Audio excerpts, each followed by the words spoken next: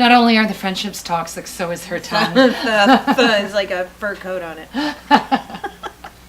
Cheap fur. Faux fur. That's really gross. I just got a visual.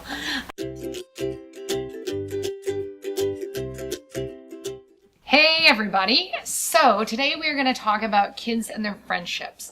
And how involved do you as a mom get in with maneuvering around and trying to figure out who they should hang with and not hang with, particularly if there's some toxic friends out there? Yeah. Jack, any experience with your 5-year-old?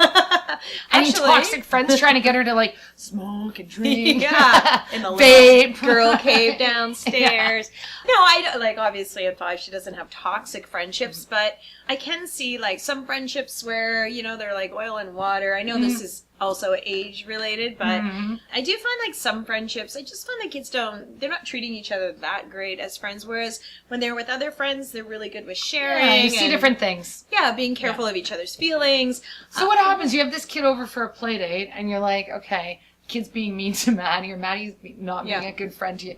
Like, what? Do you stop doing play dates? Do you stop? What do you do? I step in on the play date if the behavior is bad, because it's my house, my rules. Yeah. I will actually not pursue that play date again. Like, I won't try to keep up with it, because if my kid's not having fun and that kid's not having fun, I just don't see the point. I mean, a lot of the problem is the moms get together and we have a lot of fun, but you know, it doesn't mean our kids are going to want to be together. Oh wait, there's kids here? Yeah, exactly. Part of it is who's the play date for. Yeah. And if it is about the kids and the kids are being forced to play together just because the moms want to hang out, probably just, you know, maybe organized to go out with the mom when dads can stay home or other parent can stay home. Yeah. The kids are all different. We get a lot of kids coming in or out of our house. Sometimes, you know, the play date or the hangout doesn't go as well as you'd like. I do try to remind them, though, that they're not going to get along with everyone. Yeah. And, you know, because we're all different, we're not going to be close with everyone. You know, we're going to have friendships. We all know, and I talk about the experience of sometimes you're just not friends with them anymore. It's a very natural thing, like as years go by. Yeah. But I try really more to have the conversation with them to see to draw it out, to see if they've noticed. Like, how's your relationship with little Johnny compared to little Jack?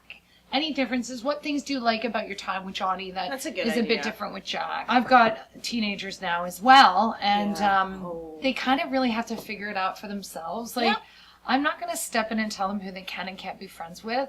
Hopefully, you know, you raise them to have some values and know to hang around kids who are nice. Kids who are alike do hang out. Yeah, I think that's a natural progression as you get older. I think when they're younger, like, I'm sort of thinking, like, when I can actually impact that friendship.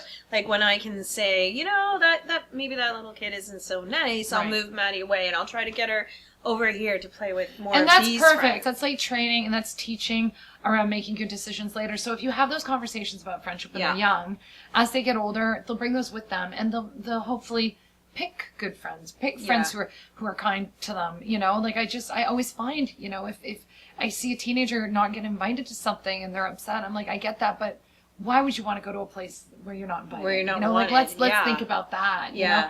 It's like the old, I saw a great meme, hey, why don't you text him again to remind him that maybe he does love you? Like, you know when to just call it and back off. And, you know, hopefully you raise them with self-confidence around their friendships. They're going to make mistakes and they're going to get burned. And it's going to happen to all of them. And they'll learn from it and they'll take it with their...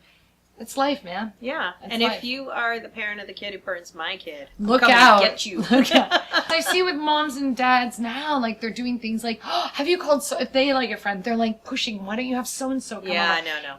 They're kind of projecting whereas ours were just like, they didn't care who we were riding our bikes around the neighborhood with.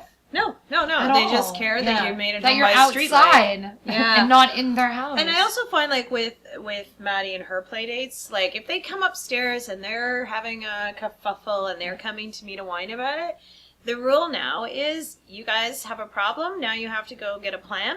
Come back to me with the plan and let's see how we can fix it. And guaranteed, by the time they're on the second step, they've forgotten what the issue is. And they moved on. It's over. But when I notice that gets bad, or when parents step in and say, well, what's going on? All of a sudden, it's like over to the parent and they don't try and problem solve. Let them go to the basement where we can't hear you and sort it out. Yeah. I said that too. If I hear one of my kids bickering with one of their friends, I'm like, dude, they've got 5 siblings to bicker with. They don't get to bicker with friends. No bickering with the friends. I hear enough of the bickering. Yeah, but I am fascinated by this whole mothers being so invested in their children's friendships thing.